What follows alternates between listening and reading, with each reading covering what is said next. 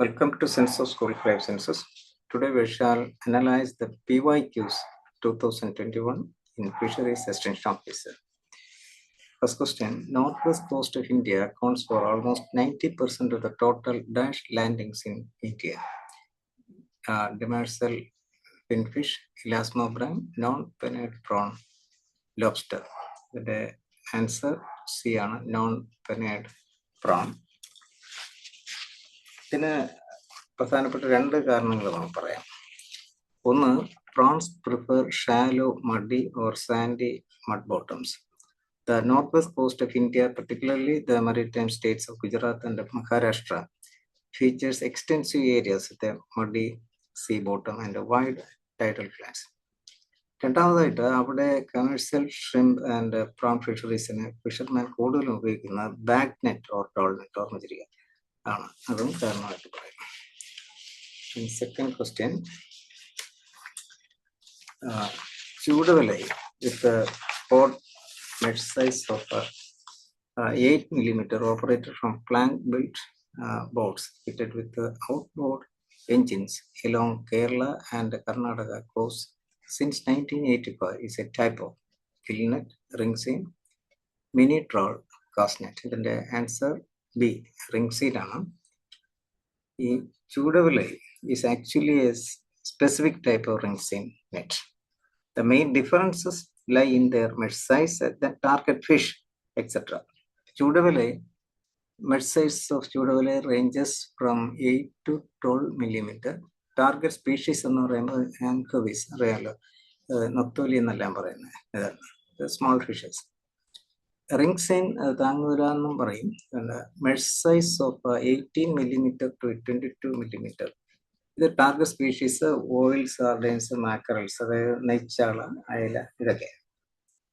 Then next question, articles dash of UNCLOS prescribe the area extending up to 200 nautical miles, the dash kilometers of the coast as exclusive economic zone.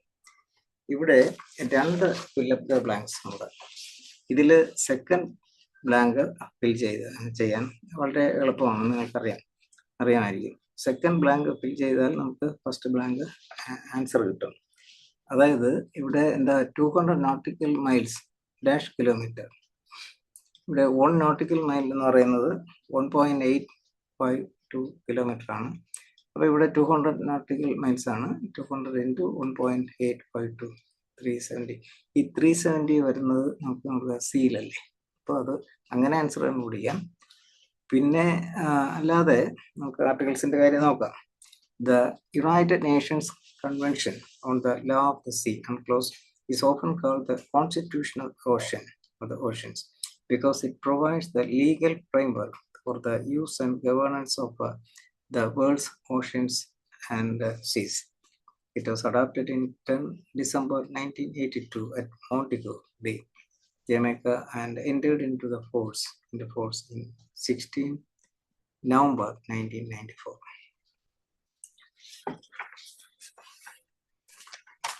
Then,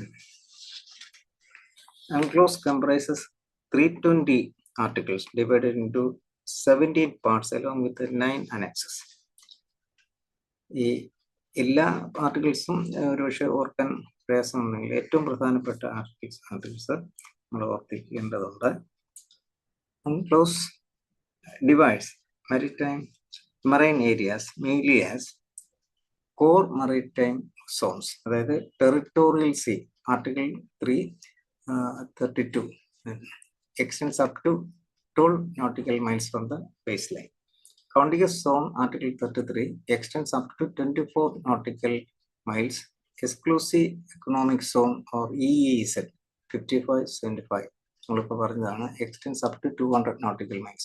Continental shelf article 7685 comprises the seabed and subsoil. Seabed and subsoil up to 200 nautical miles. Okay. Fourth, fishery of dash are characterized by high interannual fluctuations due to fishing or natural factors. The small pelagics. Next question. Which one of the following is a carrageen yielding seaweed? ഇതിൽ carrageen yielding Capsicus അലേവറയാണ്. ഇതിൽ ഏത് question വേണമെങ്കിലും ഇതിലുള്ള example ചോദിക്കാം. ഗ്രസിലേറിയോ എലിഡിയോ ഒക്കെ എലിഡിയില്ല. ഇതിൽ നമുക്ക് detail not തന്നിട്ടുണ്ട്. അപ്പോൾ ഇതിൽ seaweeds are large marine algae that grow in coastal waters. Seaweeds are valuable marine fisheries resources because they provide food, industrial raw materials, medicines, fertilizers, animal feed, and environmental benefits. ഇവിടെ ഈ important seaweeds of India തന്നിട്ടുണ്ട്. പേര് പറഞ്ഞിട്ടുള്ളൂ. ഓരോന്നിൻ്റെ ഉദാഹരണം ഇതുപോലെ ചോദിക്കും. പഠിച്ചിരിക്കണം, നോട്ട്സിൽ വായിക്കാം. Brown algae sargassum turbinaria, red algae gracilaria gelidium ഹെപ്പാറ്റിക്കസ്, ഗ്രീൻ ആൽഗെ ഉൽവ ക്ലാർപ്പ. പിന്നെ major seaweed producing states in India, Tamil Nadu larger പ്രൊഡ്യൂസറാണ്. Then Gujarat, Andhra Pradesh, Lakshadweep, Andaman, Nicobar island. Next question, dash is obtained at a level of fishing effort that is lower than that required to maximize yield in weight. Maximum economic yield, maximum sustainable yield, economic break-even point, maximum fishing employment. In fisheries management, MSY, MEY, and OSY are important reference points used to manage fish stocks sustainably. MSY യും MEY യും detail not തന്നിട്ടുണ്ടല്ലോ, വായിച്ച് ചെയ്യാം. OSY യും ഓപ്ഷനിൽ ചിലപ്പോൾ തരാം. ഇവിടെ MSY എന്ന് പറയുന്നത് മാക്സിമം സസ്റ്റൈനബിൾ yield. അവിടെ largest catch that can be harvested continuously from a fish stock without depleting it.